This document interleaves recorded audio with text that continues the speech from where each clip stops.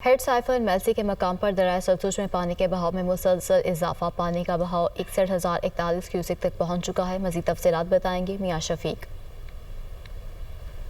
जी बिल्कुल, head siphon मेल्सी के मकाम पर दरिया सतलुज में पानी के बहाव में हर गुज़श्ता दिन के साथ इजाफा होता जा रहा है।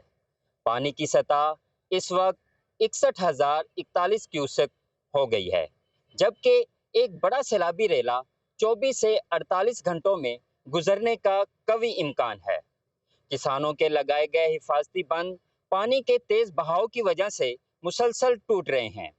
मौजा भिंडा चदरर वाला बंद टूटने से सिंधी चदरर, रांदू धराला, गुलाम पीरजादा का सैकड़ों एकड़ रकबा जेर आब आ चुका है।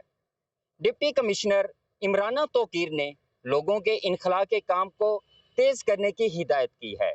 ज़िले इंतजामिया और रेस्क्यू का सैलाब मुतासरीन के लिए हंगामी बुनियादों पर काम जारी है।